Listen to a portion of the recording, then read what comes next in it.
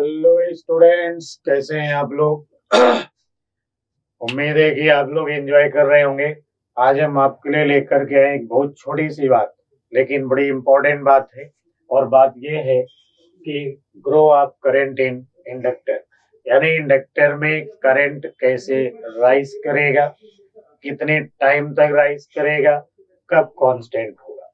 तो आज हम लोग बात करने वाले हैं इंडक्टर की। देखिए, इंडक्टर क्या होता है, तो एक कॉइल होती है, इस तरीके की एक कॉइल होगी। अब इस तरीके की ये जो कॉइल आपको दिख रही है, इस कॉइल में अगर करंट इंक्रीज हो रहा है, करंट अगर इसमें इंक्रीज हो रहा है, यानी करंट पहले कुछ कम था, अब धीरे धीरे करंट इस पे बढ़ रहा है। अब करंट बढ़ रहा होगा, तो जैसे ही करंट यहाँ पे देखिए पहुंचेगा, वैसे तुरंत प्रोड्यूस हो जाएगी मैग्नेटिक फील्ड। अब मैग्नेटिक फील्ड जब इन टर्न से लिंक करेगी, तो यहाँ फ्लक्स चेंज होगा। फ्लक्स चेंज होगा तो इस कॉइल में ईएमएफ इंड्यूस होगा। यानी ये जो कॉइल है एक हाइपोथेटिकल बैटरी की तरह बिहेव करेगा, यानी इसमें पोटेंशियल प्रोड्यूस हो जाएगा, ये बैटरी की तरह बिहेव करेगा। और इसमें जो ईएमएफ इंड्यूस होगा वो एक इस तरीके की हाइपोथेटिकल बैटरी हो जाएगा। और कितना इंड्यूस होगा, L D I upon D T, यानी इतना ईएमएफ इस पे इंड्यूस होगा और वो इस करंट का अपोज करेगा, जैसा कि हम लोग पढ़ चुके हैं लेंज लॉ में। तो अकॉर्डिंग टू लेंज लॉ, जैसे ही करंट यहाँ पे आएगा, मैग्नेटिक फील्ड प्रोड्यूस होगी, फ्लक्स चेंज होगा, ईएमएफ इंड्यूस होगा और इंड्यूस ईएमएफ इस आने वाले करंट का अपोज करेगा। तो कितना यहाँ पे इंड्यूस होगा ईएमएफ, वो है L D I upon D T. अब ये जो D I upon D T है, इसे हम लोग कहेंगे रेट ऑफ, ये होगा rate of increase of current, कि किस रेट से करंट यहाँ इंक्रीज हो रहा है। तो ये हो गया rate of increase of current. जिस रेट से करंट इंक्रीज होगा उसी रेट से ये ईएमएफ भी यहाँ इंड्यूस होगा। अब बात करें हम कि जैसे ही हमने यहाँ पे स्विच ऑन किया होगा तब क्या हुआ होगा, क्योंकि स्विच ऑन किया होगा उस टाइम पे क्या हुआ होगा। तो उसके लिए देखिए, फिर जैसे ही आपने यहाँ स्विच ऑन कर दिया, स्विच ऑन कर दिया, मान लीजिए ये लगा रखा है आपने इंडक्टर, और इंडक्टर से आपने कनेक्ट कर रखा है बैटरी और स्विच ऑन कर दिया। अब स्विच ऑन किया तो भाई करंट तो यहाँ से आएगा, और जैसे ही यहाँ पे करंट पहुंचेगा कि इसके अंदर मैग्नेटिक फील्ड बड़ी तेजी से फ्लो करेगी। अब मैग्नेटिक फील्ड इसके अंदर जैसे ही जाएगी, फ्लक्स चेंज हो जाएगा, और फ्लक्स चेंज होगा तो इसमें ईएमएफ इंड्यूस हो जाएगा। ईएमएफ इंड्यूस होगा और वो इंड्यूस ईएमएफ क्या करेगा, इसका अपोज करेगा, और इतना ज्यादा अपोज कर देगा कि ये अपना करंट इधर भेजेगा, इंड्यूस करंट। अब इंड्यूस करंट इधर आ रहा है और इस करंट को हम इधर भेज रहे हैं, दोनों करंट आपस में अपोज करेंगे तो नेट करंट क्या हो जाएगा, जीरो। यानी जब हम स्विच ऑन करेंगे at T is equal zero, when switch is on, at t is equal to 0 when switch is on। समझ गए भाई, करंट क्या होगा, पासिंग थ्रू इंडक्टर हो जाएगा जीरो। अब करंट यहाँ से पास नहीं हो रहा है तो हम कहेंगे इस समय ईएमएफ जो इसमें इंड्यूस हुआ वो भी मैक्सिमम होगा। और कितना इंड्यूस ईएमएफ हो जाएगा, तो यहाँ जो इंड्यूस ईएमएफ होगा वो अप्लाइड ईएमएफ के बराबर हो गया, यानी ये जो सोर्स है। और पोटेंशियल डिफरेंस क्या कह सकते हैं हम लोग, जीरो कह सकते हैं। ये कंडीशन कब होगी, T is equal to zero पे। तो इसी को दूसरे वर्ड में हम लोग कहेंगे कि जब हम स्विच ऑन करेंगे T is equal to zero, current passing through inductor होगा जीरो, यानी इंडक्टर से कोई करंट पास नहीं होगा। इसका मतलब क्या हुआ, कहेंगे इंडक्टर इस समय इनफाइनाइट रेजिस्टेंस ऑफर करेगा, यानी इस समय इंडक्टर का रेजिस्टेंस क्या हो जाएगा, इनफाइनाइट होगा। इंडक्टर से कोई भी करंट पास नहीं होगा। सडन कब नहीं पास होगा? जब हम स्विच ऑन करेंगे। लेकिन अगर स्विच ऑन रखा हमने काफी देर तक, यानी अब टाइम 0 से धीरे धीरे क्या हो रहा होगा? बढ़ रहा होगा। जैसे जैसे टाइम बढ़ रहा होगा तो करंट इसके थ्रू धीरे धीरे इंक्रीज कर रहा होगा। अब करंट यहाँ से धीरे धीरे ग्रेजुअली इंक्रीज कर रहा होगा, तो अभी भी यहाँ पे ईएमएफ तो इंड्यूस होगा। यानी जब करंट यहाँ से ग्रेजुअली इंक्रीज कर रहा होगा, क्योंकि पहले t इज इक्वल टू 0 पे क्या था? 0। अब टाइम यहाँ पे हो चुका है 0 से कुछ ज्यादा और इन्फिनिटी से क्या है? कम। तो करंट इस पे ग्रेजुअली इंक्रीज करेगा। ग्रेजुअली इंक्रीज करेगा तो ये इस तरीके से अपोज करेगा। अब यहाँ कितना हो गया? di/dt। तो इस तरीके से जैसे जैसे ये इंक्रीज हो रहा होगा, यहाँ ईएमएफ अभी भी क्या हो रहा होगा? इंड्यूस हो रहा होगा और ये अपोज करेगा। समझ गए भाई? इस समय हम कह सकते हैं कि कुछ करंट पास हो रहा है, तो इस समय जो रेजिस्टेंस ऑफ इंडक्टर होगा, रेजिस्टेंस ऑफ इंडक्टर वो होना चाहिए भाई ग्रेजुअली डिक्रीज होना चाहिए। धीरे धीरे क्या होता जाएगा? डिक्रीज हो जाएगा और करंट इस पे धीरे धीरे क्या होगा? बढ़ता रहेगा। कब तक बढ़ता रहेगा? तो हमने कहा कि चलिए मान लेते हैं अब टाइम क्या हो चुका है? इनफाइनाइट। यानी ये बैटरी और स्विच को हमने कनेक्ट रहने दिया, बहुत सारा टाइम हो गया, बहुत सारा टाइम, थ्योरेटिकली इनफाइनाइट। तो जब थ्योरेटिकली इनफाइनाइट टाइम होगा तो यहाँ पे करंट अब क्या हो चुका होगा? इंक्रीज होके मैक्सिमम। अब कोई भी चीज है अगर मैक्सिमम लेवल पे पहुंच गई, उससे ऊपर नहीं जा रही है, तो इसका मतलब क्या हो गया? कांस्टेंट हो गया। तो जब यहाँ पे करंट हो जाएगा कांस्टेंट हो जाएगा। अब करंट यहाँ पे कांस्टेंट हो जाएगा तो फिर di/dt इसमें क्या हो जाएगा? 0 हो जाएगा। di/dt 0 होगा तो इस पे इंड्यूस ईएमएफ क्या हो जाएगा? वो भी 0 हो जाएगा। तो जब t इज इक्वल टू 0 होगा तो करंट क्या हो जाएगा? इसमें मैक्सिमम और क्या होगा? कांस्टेंट। अब कांस्टेंट होगा तो di/dt क्या हो जाएगा? 0। और di/dt 0 हो जाएगा तो इंड्यूस ईएमएफ के विषय में क्या विचार है? कहेंगे वो भी 0 हो जाएगा। तो जैसे ही हम स्विच ऑन करेंगे उस समय इंड्यूस ईएमएफ क्या होगा? मैक्सिमम होगा, करंट को पास नहीं होने देगा। लेकिन जैसे जैसे टाइम बढ़ रहा होगा, टाइम बढ़ेगा, धीरे धीरे ग्रेजुअली इंक्रीज होगा, तो इंडक्टर का रेजिस्टेंस धीरे धीरे कम होता जाएगा, करंट बढ़ता जाएगा। बढ़ करके करंट जब अपनी मैक्सिमम वैल्यू पे पहुंच जाएगा और कांस्टेंट हो जाएगा, उस समय इंड्यूस ईएमएफ सिस्टम से गायब हो जाएगा। अब रेजिस्टेंस, अब इंडक्टर कोई रेजिस्टेंस ऑफर नहीं करेगा, तो इंडक्टर में करंट हो जाएगा मैक्सिमम। और हम कह सकते हैं कि इंडक्टर का जो अपना रेजिस्टेंस था, अपोजिंग पावर जो था, वो 0 हो गया। इतनी बात समझ गए? रेजिस्टेंस से मतलब है हमारा अपोजिंग पावर, कि कितने पावर से अपोज कर रहा है। इतनी बात क्लियर हो गई होगी। तो अब ये जो प्रोसेस है, ये प्रोसेस कैसे चलेगा, हम लोग उसकी बात करते हैं। तो भाई जब हम लोग इनफाइनाइट टाइम तक इंतजार कर लेंगे, मान लीजिए यहाँ पे एक हमने रेजिस्टेंस भी लगा लिया और ये इंडक्टर हो गया, ये बैटरी लगा ली, और अब हम लोग कह रहे हैं कि टाइम इस समय इनफाइनाइट हो चुका है। इनफाइनाइट हो चुका है तो इंडक्टर का रेजिस्टेंस क्या हो गया भाई? 0। तो करंट क्या हो जाएगा? कांस्टेंट हो जाएगा। इस पे ईएमएफ जो है इंड्यूस ईएमएफ का क्या होगा? तो इंड्यूस ईएमएफ क्या हो गया भाई? 0। अब वो करंट यहाँ से धीरे धीरे पास हो रहा होगा, तो इस सर्किट का इक्विवेलेंट रेजिस्टेंस क्या होगा? R। और करंट इस समय कितना होगा? E/R होगा। यानी अब इंडक्टर तो कुछ अपोज करेगा नहीं, जो भी अपोज करना है वो ये रेजिस्टेंस करेगा। तो इस सर्किट का इक्विवेलेंट रेजिस्टेंस फिर यही होगा और करंट कितना होगा? E/R होगा।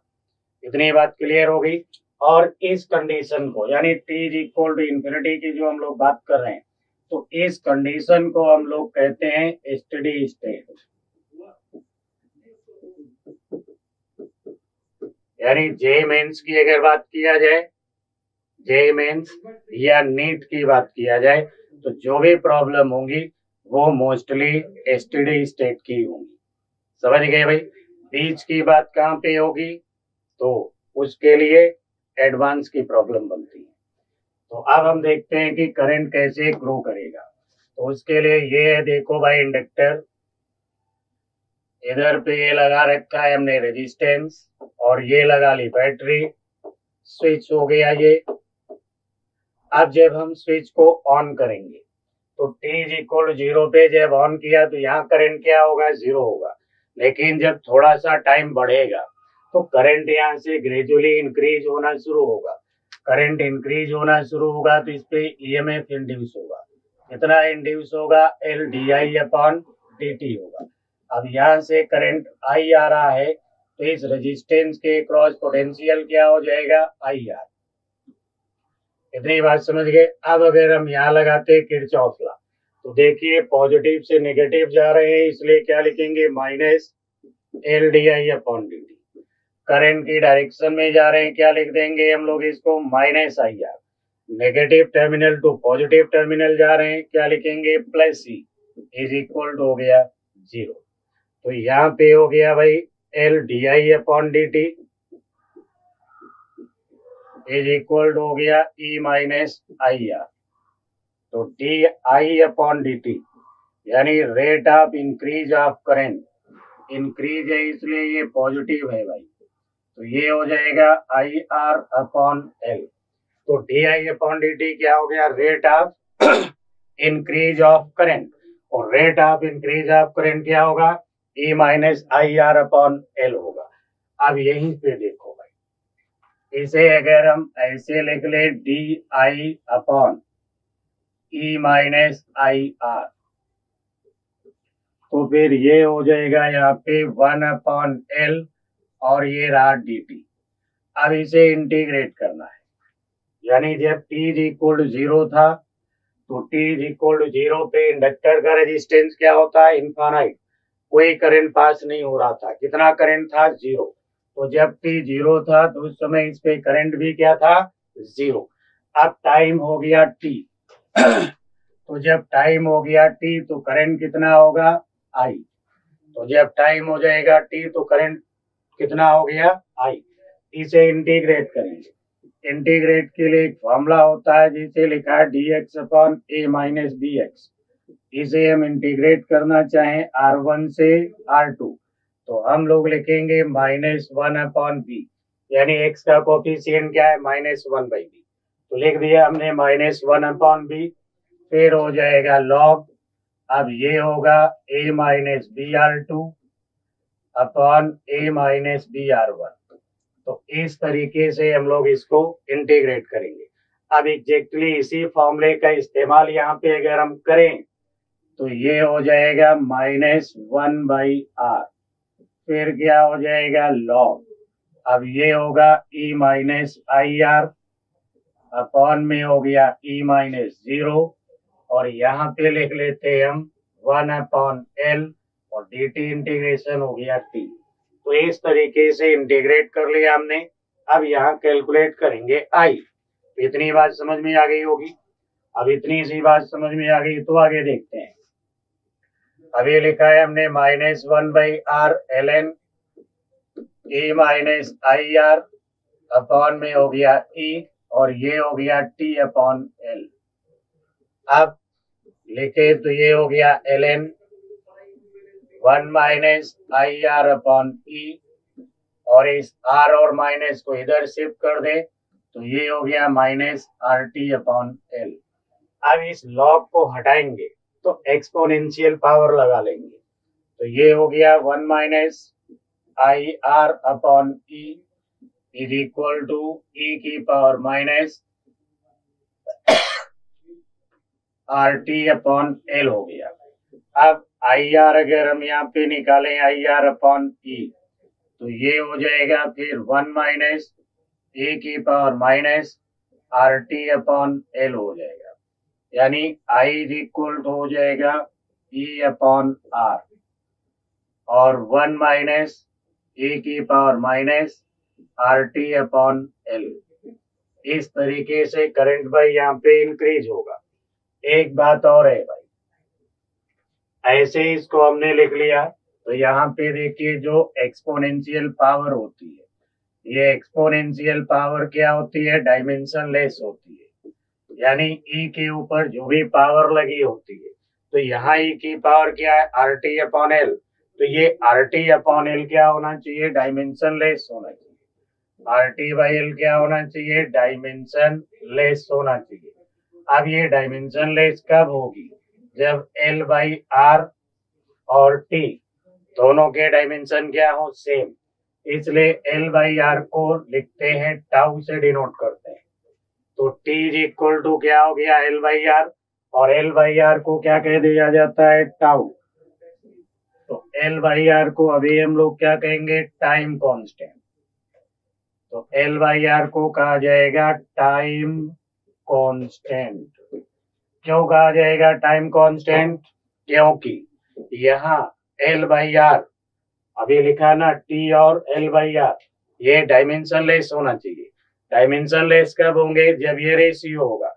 रेशियो ये कब बनेगा, जब एल बाई आर की यूनिट और एल बाई आर के डायमेंशन टाइम की यूनिट और टाइम के डायमेंशन के बराबर हो। यानी यहाँ जो एल बाई आर है, इस एल बाई आर की यूनिट क्या होना चाहिए, सेकेंड। एल बाई आर का डायमेंशन क्या होना चाहिए, टी। तो एल बाई आर को फिर हम लोग क्या कहते हैं, टाइम कांस्टेंट। तो अब इसे टाइम कांस्टेंट क्यों कहा जाता है, क्योंकि unit and dimension, unit and dimension of L by R is same as time, इसलिए इसको कहा जाता है टाइम कांस्टेंट। तो इतनी सी बात क्लियर हो गई होगी। अब इतनी बात क्लियर हो गई है तो फिर देखते हैं आगे। यानी इस एल बाई आर को हम लोग कह देते हैं, नोट किया टाउ, और टाउ क्या हो गया, टाइम कांस्टेंट हो गया। तो अब यहाँ अगर हम करंट लिख रहे होते, I is equal to T by R, 1 minus, तो ये हो गया था टी अपॉन टाउ, टी की power minus T upon tau हो गया। टाउ क्या है, एल बाई आर यानी टाइम कांस्टेंट। तो यहाँ जो ई बाई आर है, इसे भी हमने लिख दिया आई नॉट, और आई नॉट क्या हो गया, मैक्सिमम करंट हो गया। तो मैक्सिमम करंट जो सर्किट में हो सकता है वो कितना है, ई बाई आर यानी आई नॉट। तो ये जो इक्वेशन है वो अच्छी सी बन के तैयार हो गई, जिसे हम कहेंगे I is equal to I naught 1 minus E की power minus T upon tau. या इसे आप चाहे तो ऐसे भी लिख सकते हैं कि आई इज इक्वल टू होना चाहिए आई नॉट 1 माइनस 1 अपॉन ई की पावर टी अपॉन टाउ। तो ये करंट हो गया, और ये करंट टाइम का फंक्शन हो गया। तो धीरे धीरे करके ये एक्सपोनेंशियली ग्रो करेगा। एक्सपोनेंशियल का मतलब होता है प्रोपोर्शनल, यानी एक बार जो रेट फिक्स हो गया वही रहेगा तब तक, जब तक वो फिजिकल क्वांटिटी कांस्टेंट ना हो जाए। तो जिस रेट से बढ़ना शुरू करेगा आखिरी तक उसी रेट से बढ़ता हुआ जाएगा। तो ये बात इतनी सी समझ में आ गई होगी। अब इस पे थोड़ा कुछ और डिस्कशन करते हैं। तो और डिस्कशन के लिए देखिए हमने लिखा I is equal to I naught 1 minus 1 upon E की पावर टी अपॉन टाउ। अब यहाँ पे हम कहना शुरू करें कि F T is equal to 0, यानी जब टाइम 0 था तब क्या होगा। तो जब टाइम 0 था तो इसे हम ऐसे लिख सकते थे I is equal to I naught, फिर ये होता 1 माइनस 1 अपॉन ई की पावर 0। हम लोग ये भी जानते हैं कि जिसकी पावर 0 होती है वो हो जाता है 1। तो 1 अपॉन 1 क्या हो जाएगा, 1 हो जाएगा, क्योंकि ई की पावर 0 हो गया यहाँ पे 1। अब ये 1 हो गया तो यहाँ जो हमको करंट मिलेगा वो आई इज इक्वल टू क्या हो गया भाई, 0 हो गया, क्योंकि 1 अपॉन 1 हो गया और 1 माइनस 1 हो गया 0। तो करंट क्या मिल गया हमको, 0। और ये बात हम लोग पहले भी कह चुके हैं कि जब हम स्विच ऑन करते हैं उस समय इंडक्टर का रेजिस्टेंस इनफाइनाइट होता है। इंडक्टर से कोई भी करंट फ्लो नहीं करता है इमीडिएटली, जैसे ही स्विच ऑन करेंगे उस समय कोई करंट फ्लो नहीं करेगा। हाँ, टाइम धीरे धीरे बढ़ेगा तो करंट फिर धीरे धीरे इंक्रीज करना शुरू करेगा। कैसे इंक्रीज करेगा, एक्सपोनेंशियल इंक्रीज करेगा। और एक्सपोनेंशियल में कैसे, तो ये है I is equal I naught 1 minus E की power minus T upon tau. Tau क्या है, टाइम कांस्टेंट। टाइम कांस्टेंट मतलब L/R। क्यों कहते हैं L/R को टाइम कांस्टेंट, क्योंकि L/R के यूनिट और डायमेंशन सेम होते हैं जो टाइम के यूनिट और डायमेंशन होते हैं। इतनी बात क्लियर हो गई होगी। फिर देखते हैं हम लोग, अब यहीं पे अगर कह दिया जाए आपसे कि भाई टाइम जो है ना, टाइम की वैल्यू हो चुकी है इनफाइनाइट, यानी अगर हम कहें t is equal to infinite, तो जब टाइम हो जाएगा इनफाइनाइट तो I इज इक्वल क्या होना चाहिए, आई नॉट। अब यहाँ पे लिखते हैं 1 माइनस 1 अपॉन ई की पावर इनफाइनाइट। तो भाई अब 1 अपॉन ई की पावर इन्फिनिटी क्या हो जाएगा, 0। तो जब ये वाला टर्म हो जाएगा 0 तो I इज इक्वल टू क्या हो जाएगा, आई नॉट। आई नॉट का मतलब क्या हो गया, मैक्सिमम, यानी ये वो मैक्सिमम करंट है जो उस ब्रांच से पास हो सकता है। समझ गए भाई, उस ब्रांच का मतलब जिस ब्रांच में इंडक्टर कनेक्ट होगा उस ब्रांच से मैक्सिमम जो करंट पास हो सकता है वो है आई नॉट। समझ गए, नहीं समझ में आया आप ऐसे देख सकते हैं, जैसे हमने यहाँ पे एक इंडक्टर लगा रखा है, फिर यहाँ पे एक रेजिस्टेंस लगा रखा है। चलो एक रेजिस्टेंस और हमने यहाँ लगा लिया और इन सब को हमने कनेक्ट कर दिया किससे, बैटरी से, और ये स्विच कर दिया हमने ऑन। तो जब हमने यहाँ पे स्विच ऑन किया करंट फ्लो करेगा, करंट फ्लो करेगा। तो देखिए जब t is equal to infinity की बात हो रही है, t is equal to infinity में इंडक्टर का रेजिस्टेंस क्या हो गया, 0। तो अब ये रेजिस्टेंस तो बिल्कुल अपोज नहीं करेगा, और यहाँ पे रेजिस्टेंस कितना लगा हुआ है, R1। तो यहाँ जो करंट होना चाहिए वो क्या होगा, फिर I1 होगा, और I1 कितना होगा तो लिख देंगे E अपॉन R1। इस रेजिस्टेंस को अगर हम कहें R2 तो इस रेजिस्टेंस से जो करंट पास हो रहा होगा वो हो जाएगा I2, और I2 क्या हो जाएगा, तो E अपॉन R2। यानी यहाँ पे जब स्विच ऑन करेंगे तब इस समय इसका रेजिस्टेंस क्या होगा, इनफाइनाइट। अब इंडक्टर के थ्रू करंट नहीं फ्लो करेगा, करंट नहीं फ्लो करेगा तो यहाँ रेजिस्टेंस में करंट क्या होगा, 0 होगा, R1 में क्या होगा, 0। यानी यहाँ पे करंट की वैल्यू 0 से लेके E अपॉन R1 के बीच में कोई भी वैल्यू हो सकती है, और वो कौन सी वैल्यू होगी, वो इस फार्मूले से निकालेंगे। ये मैक्सिमम वैल्यू है जो यहाँ से पास हो सकती है। इतनी बात समझ गए होंगे। अब आगे फिर देखते हैं। अब हमने कह दिया कि जब टाइम की वैल्यू हो गई भाई L/R के बराबर। L/R क्या है, टाइम कांस्टेंट, यानी वन टाइम कांस्टेंट में कितना करंट इंक्रीज होके हो जाएगा। तो फिर लिखते हैं यहाँ I is equal to I naught, और ये होता 1 माइनस 1 अपॉन, अब ये हो जाएगा E, क्योंकि t और टाउ दोनों क्या हो चुके हैं, बराबर हो चुके हैं। तो I is equal to I naught हो गया 1 माइनस 1 अपॉन E, यानी अब I इज इक्वल टू यहाँ होगा आई नॉट, और ये लिखा हमने 1 माइनस 1 अपॉन E की वैल्यू 2.718 लिखते, और इसे अगर हम सॉल्व करें तो सॉल्व करेंगे तो यह आएगा 0.63 आई नॉट। यानी एक टाइम कांस्टेंट में मैक्सिमम करंट जो हो सकता है उसका 63% तक इंक्रीज होके वैल्यू हो जाएगी। समझ गए भाई, तो एक टाइम कांस्टेंट में कितना इंक्रीज होके हो जाएगा, 63% ऑफ मैक्सिमम वैल्यू, इतना करंट ग्रो करके हो जाएगा। अब यहीं पे फिर देखें, इसके अगर ग्राफ की बात करते हैं तो टाइम हो गया और इधर हमने लिखा करंट। अब अगर ग्राफ बनाने की देख रहे हैं तो t इज इक्वल टू 0 पे, यहाँ पे ओरिजिन है तो t क्या हो गया, 0। अब यहाँ t इज इक्वल टू 0 पे करंट भी क्या होगा, 0 होगा। अब जैसे जैसे टाइम बढ़ेगा करंट भी बढ़ेगा, और इनफाइनाइट टाइम के बाद करंट क्या हो जाएगा, सर्किट में कांस्टेंट हो जाएगा, यानी एक टाइम कांस्टेंट। अगर हम कहते हैं यहाँ टाइम की वैल्यू L/R के बराबर होगी, यानी टाउ के बराबर होगी, तो इस समय जो करंट है वो 0.63 I0 के बराबर होगा। तो इस समय ग्रेजुअली इस तरीके से करंट यहाँ पे इंक्रीज होता जाएगा। उम्मीद है कि ये बात आप समझ गए होंगे। अब इतनी सी ये बात आप जान गए तो फिर देखते हैं कितना क्लियर हो गया भाई। चलिए, अब इतनी सारी बातें तो कर ली हम लोगों ने, अब थोड़ा और देख लेते हैं। तो और देखने के लिए, यानी अगर इसी इंडक्टर में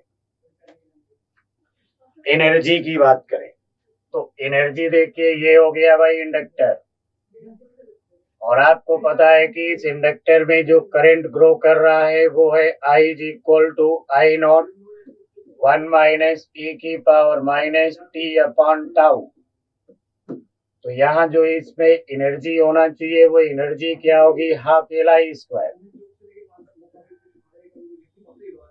समझ गए भाई। तो ये हो गया भाई हाफ L, और I की जगह पे हम लिखते हैं भाई I0 1 माइनस e की power minus t upon tau, और इसको करते स्क्वायर। तो यहां से मिल गया हमको हाफ L I0 स्क्वायर, और 1 माइनस e की power minus t upon tau, और इसे स्क्वायर कर दिया।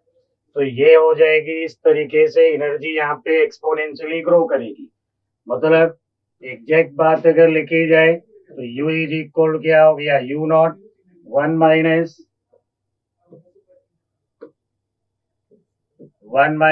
e की power minus t upon tau, और स्क्वायर हो गया। तो इस तरीके से एक्सपोनेंशियली यहाँ एनर्जी भी ग्रो करेगी।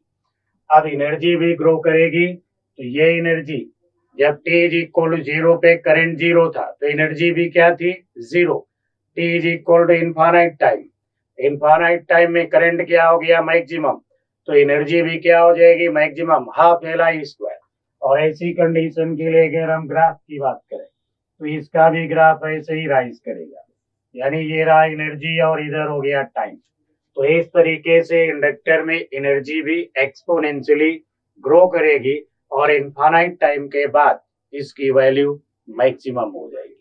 और मैक्सिमम कितनी हो जाएगी, तो half L I0 square, because I0 is maximum value of current passing through inductor. इतनी बात समझ में आ गया। चलिए, ये बात हो गई, फिर आगे बढ़ते हैं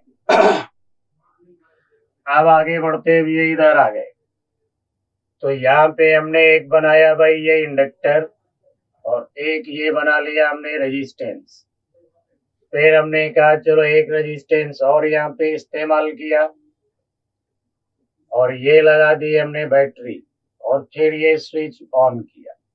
अब समझते हैं इसको क्या होगा। तो बैटरी का ईएमएफ हो गया E, इधर ये रेजिस्टेंस हो गया भाई R1, और इस रेजिस्टेंस को हमने कह दिया R2, और आपसे कहने लगे कि ये कंडीशन कौन है, T इज इक्वल टू 0, यानी अभी अभी हमने स्विच ऑन किया हुआ है, अभी अभी हमने स्विच ऑन किया हुआ है, तो T इज इक्वल टू 0 पे क्या होगा, तो हमें तुरंत याद आना चाहिए कि रेजिस्टेंस ऑफ इंडक्टर ये होना चाहिए इनफाइनाइट। तो करंट इंडक्टर में क्या होना चाहिए, फिर 0 होना चाहिए। अब इंडक्टर में करंट अगर 0 होगा यानी इस ब्रांच से कोई करंट पास नहीं होना चाहिए। अब यहाँ से कोई करंट पास नहीं होगा तो जो करंट होगा वो केवल और केवल R1 से पास हो रहा होगा। अब R1 से पास हो रहा होगा तो कितना पास होगा, तो ये हो गया I1, और I1 हो जाएगा E अपॉन R1, यानी ये मान के चलेंगे कि यहाँ से कोई भी करंट पास नहीं होगा। ये कब की बात है, कहेंगे T इज इक्वल टू 0 की। तो T इज इक्वल टू 0 पे उस ब्रांच से जिस ब्रांच में इंडक्टर होगा कोई करंट पास नहीं होगा, जो भी करंट है वो दूसरी ब्रांच से पास होगा। तो इस तरीके से हम लोगों ने कैलकुलेट कर लिया भाई कब t इज इक्वल टू 0 पे। अब इसी में अगर आपको करंट निकालना हो t ग्रेटर देन 0, यानी अब हम बात करेंगे जब टाइम की वैल्यू क्या हो जाएगी 0 से ज्यादा यानी अब दूसरी कंडीशन में बात करते हैं। दूसरी कंडीशन क्या है, टाइम यहाँ 0 से ज्यादा हो चुका और इन्फिनिटी से कम है। सारी प्रॉब्लम इसी केस में होती है, इसी को समझना है। अब इसको अगर हम समझने की बात करें तो देखिए t इज इक्वल टू 0 तो हम लोग देख लिए। अब कहाँ पे आ गए, t greater than 0 less than infinity. अब यहाँ से आएंगे तो ये जो I1 है ये तो इतना ही रहेगा, बट यहाँ I2 की अगर बात किया जाए तो I2 में मैक्सिमम कितना करंट हो सकता है। तो मैक्सिमम कितना करंट हो सकता है उसके लिए एक सेकेंड पहले हम लोग डिस्कस कर लेते हैं इन्फिनिटी। तो ये हो गया L और ये हो गया R2 और ये हो गया भाई R1 और ये आपका सर्किट बैटरी हो गई और ये हो गया स्विच। पहले यहाँ से समझे तो थोड़ा आसान हो जाएगा, यानी इसको हमने R1 कह रखा है, इसको R2 कह रखा है और ये L है और ये कंडीशन क्या है t is equal to infinity. तो t is equal to infinity पे इंडक्टर का रेजिस्टेंस क्या हो जाता है 0, यानी अब करंट को अपोज नहीं करेगा। इंडक्टर का रेजिस्टेंस क्या हो चुका है 0, तो इंडक्टर अब यहाँ से पास होने वाले करंट का बिल्कुल अपोज नहीं करेगा। अब बिल्कुल अपोज नहीं करेगा तो इस ब्रांच से कितना करंट फ्लो करेगा, तो वो करंट हो जाएगा भाई I और I नहीं I2 लिखेंगे और EMF E हो गया, रेजिस्टेंस हो गया R2, यानी इतना करंट अब यहाँ से फ्लो करेगा। इस ब्रांच से बात करें तो यहाँ से करंट फ्लो करेगा I1 और I1 क्या हो जाएगा E अपॉन R1 होगा। तो यहाँ जो टोटल करंट है वो टोटल करंट क्या हो जाएगा I और I कितना होगा, तो I1 प्लस I2 होगा, यानी I1 हो गया भाई E upon R1 plus E upon R2, यानी इतना करंट इस समय बैटरी से ड्रॉ हो रहा होगा। कब ड्रॉ हो रहा होगा, t is equal to infinity और t इज इक्वल इन्फिनिटी को क्या कहते हैं स्टेडी स्टेट। तो ये स्टेडी स्टेट की कंडीशन हो गई। अब यहाँ से एक बात समझ में आ गई कि इस ब्रांच से मैक्सिमम कितना करंट पास हो सकता है, वो है E अपॉन R2। कितना है वो E अपॉन R2। उम्मीद है कि ये बात आप समझ गए होंगे। अब ये समझ गए तो यहाँ आ जाइए, यानी इस ब्रांच से मैक्सिमम कितना करंट पास हो सकता है वो पता चल गया हमको E अपॉन R2। तो हम कहेंगे I इज इक्वल टू होना चाहिए E अपॉन R2 और I नहीं I2 है। E upon R2 1 minus E की power minus T upon R2 by L। नहीं समझ में आया कोई नहीं, फिर से देखो अच्छा इसको, ध्यान जगह नहीं बची कुछ।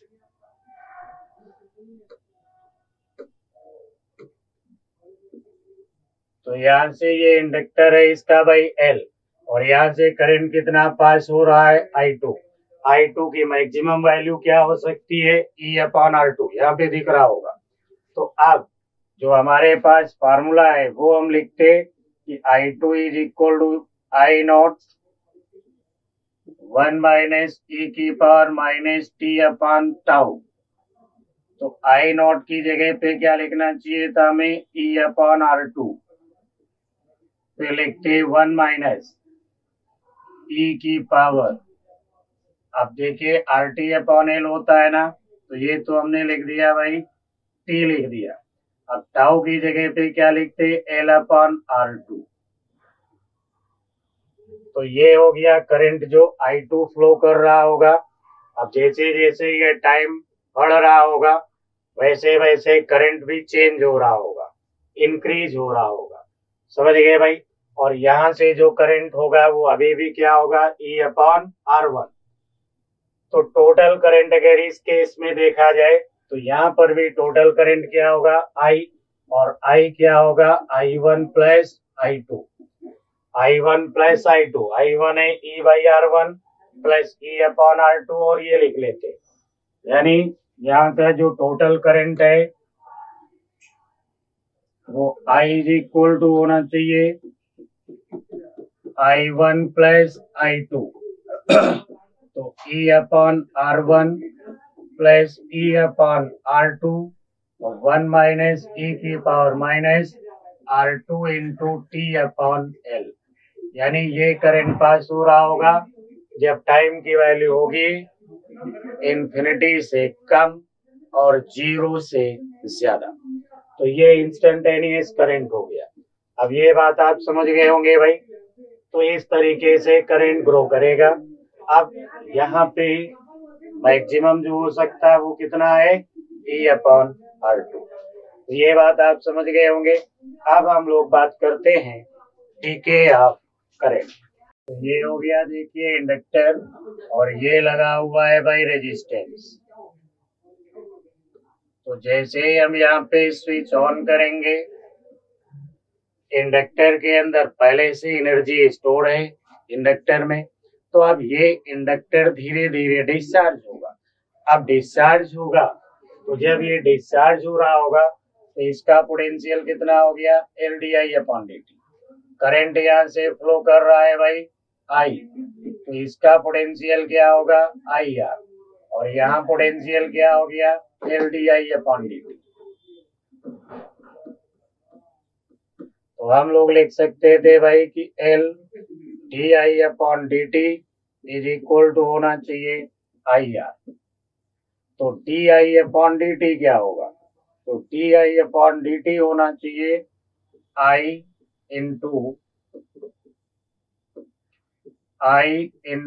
R अपॉन L होना चाहिए। लेकिन ये DI अपॉन dt क्या है, rate of change of current. हमको क्या चाहिए, rate of decrease of current. Decrease का मतलब माइनस, तो हम यहाँ लिखेंगे माइनस DI अपॉन dt। तो माइनस DI अपॉन dt हो गया R by L into I। तो ये रहा माइनस DI अपॉन I। तो माइनस DI अपॉन I क्या होना चाहिए, तो ये हो गया भाई R upon L into dt। अब इसे इंटीग्रेट कर लेते हैं। तो पहले जब हमने स्विच ऑन किया था उस समय इस पे करंट क्या था, मैक्सिमम। जैसे जैसे करंट कम होता जाएगा, धीरे धीरे करंट क्या होता जाएगा, कम होता जाएगा, डिक्रीज होता जाएगा। तो 0 टाइम पे करंट हमने कह दिया मैक्सिमम वो था I0, और T टाइम पे कितना करंट फ्लो कर रहा होगा वो हमें कैलकुलेट करना है। इंटीग्रेट किया, इसको इंटीग्रेट किया तो ये हो गया minus ln I upon I0, और ये हो गया भाई RT अपॉन L हो गया। माइनस को उधर शिफ्ट कर दिया, हो गया भाई ln I upon I0 is equal to minus RT upon L हो गया। अब लॉग हटाएंगे तो वहां पे एक्सपोनेंशियल पावर लगानी होगी, तो चलिए वो भी कर लेते हैं। तो भाई ये हो गया भाई ln I upon I0 is equal to RT upon L हो गया, माइनस RT अपॉन L। तो I अपॉन I0 ये हो जाएगा E की power minus RT upon L, यानी I इज इक्वल टू हो जाएगा I0 E की power minus RT upon L होगा। अब हम लोगों ने L बाई R को क्या बोला था, time constant. L by R क्या होता है, टाउ। टाउ को क्या कहते हैं, टाइम कांस्टेंट। तो इसे हम लोग ऐसे भी लिख सकते हैं कि I is equal to I0 E की power minus T upon tau. तो इस तरीके से करंट एक्सपोनेंशियली डिक्रीज करेगा, यानी इंक्रीज भी एक्सपोनेंशियली होगा, और स्विच ऑफ कर देंगे तो डिक्रीज भी एक्सपोनेंशियली होगा। और देखें इसको, तो ऐसे भी लिख सकते हैं कि I is equal to I0 1/e⁻t/टाउ। अब यहीं पे कहते हैं कि when t is equal to 0, यानी जब टाइम 0 था, यहाँ स्विच ऑन किया तब क्या हुआ, तो फिर इससे हो गया था I is equal to I0। अब ये होता 1/e⁻0 और e⁻0 का मतलब क्या हो गया 1, तो I इज इक्वल टू क्या था I0। ये बात तो हम लोग पहले भी कह चुके हैं कि पहले करंट कितना था मैक्सिमम, यानी I0 जो डिस्चार्जिंग के लिए निकल रहा था। अब जैसे जैसे टाइम बढ़ेगा करंट घटेगा, डिक्रीज होगा, तो 0 टाइम पे मैक्सिमम करंट था I0। इतनी बात क्लियर हो गई होगी। अब इतनी बात क्लियर है तो आगे बढ़ते हैं। फिर हमने कह दिया कि when t is equal to infinity, जब टाइम इनफाइनाइट होगा तब क्या होगा, तो होगा I is equal to I0 1/e⁻∞। अब 1/e⁻∞ सब लोग जानते हैं कि 0 होता है, तो फिर I भी क्या हो जाएगा 0 होगा। यानी करंट को पूरे तरीके से डिस्चार्ज होने में, यानी पूरी तरीके से डिक्रीज होके 0 होने में कितना टाइम लगेगा, तो थ्योरेटिकली इनफाइनाइट टाइम लगेगा। अब कहे नहीं भाई हमको तो चाहिए कि जब टाइम की वैल्यू है टाइम टाउ के बराबर, यानी L/R के इक्वल, इतने टाइम में कितना डिक्रीज हो जाएगा, तो इतने टाइम के लिए फिर हम लिखते I is equal to I0 और ये हो गया था 1/e, क्योंकि t/टाउ क्या हो जाएगा 1 हो जाएगा, क्योंकि t/टाउ हो गया 1 तो I हो गया 1/e, यानी I इज इक्वल टू लिखते हैं हम लोग I0 अपॉन 2.718, क्योंकि E की वैल्यू क्या होती है भाई 2.718, तो ये वैल्यू लिख के सॉल्व किया तो I इज इक्वल टू आ गया 0.37 I0, यानी एक टाइम कांस्टेंट में कितना करंट खत्म हो चुका होगा 37%, यानी मैक्सिमम वैल्यू का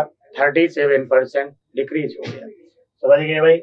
अब इसके लिए अगर हम ग्राफ की बात करें, तो ग्राफ के लिए अगर हम करंट और टाइम का ग्राफ बनाए भाई, तो पहले हमारा जो करंट था वो मैक्सिमम था कितना I0, और फिर ये एक्सपोनेंशियली कम होता जाएगा और इनफाइनाइट टाइम के बाद क्या हो जाएगा 0, लेकिन जब एक टाइम कांस्टेंट हो चुका होगा, यानी इतने टाइम में कितना होगा, तो 0.37 I0। समझ गए भाई। तो इस तरीके से करंट एक्सपोनेंशियली डिक्रीज होगा। अब यही अगर हम लोग बात करें एनर्जी की, तो एनर्जी के लिए फिर ये होता है भाई इंडक्टर, और फार्मूला हम लोग लिखते हैं ½ Li²। तो ये हो गया था हाफ L, और यहाँ लिखते हैं I0 e⁻t/टाउ, और इसको स्क्वायर करते हैं, तो ये मिल गया था हमको हाफ L I0² e⁻2t/टाउ, यानी U इज इक्वल होता है U0 e⁻2t/टाउ। इस तरीके से इसमें एनर्जी भी एक्सपोनेंशियली डिक्रीज होगी। अब यहाँ एनर्जी और टाइम का अगर हम ग्राफ देखें, तो एनर्जी और टाइम के अगर ग्राफ की बात करते हैं, तो भाई फिर ये जो ग्राफ है इसका, ये भी एक्सपोनेंशियली डिक्रीज होगा, और इस तरीके से तो यहाँ एनर्जी क्या है U0, और फिर धीरे धीरे डिक्रीज होगी। आफ्टर इनफाइनाइट टाइम पूरी की पूरी एनर्जी डिक्रीज हो जाएगी। तो इतनी बात क्लियर हो गई, इतना समझ गए आप।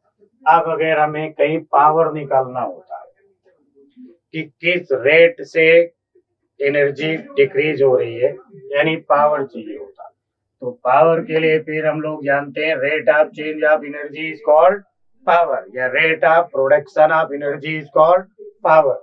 और एनर्जी का फॉर्मूला क्या होता है, तो वो होता है हाफ L I²। अब rate of change of energy calculate करें, तो तो ये हो गया हाफ एल और 2y di/dt। यानी यहाँ पे जो du/dt है जिसे हम पावर कह रहे हैं वो है du/dt, और du/dt क्या हो जाएगा Li di/dt। तो करंट में पता होगा, उसका हम कैलकुलेट करेंगे di/dt इंटू आई इंटू एल कर देंगे तो मिल जाएगा प्रोडक्शन ऑफ एनर्जी, यानी पावर कंज्यूम, पावर इंक्रीज या फिर पावर डिक्रीज।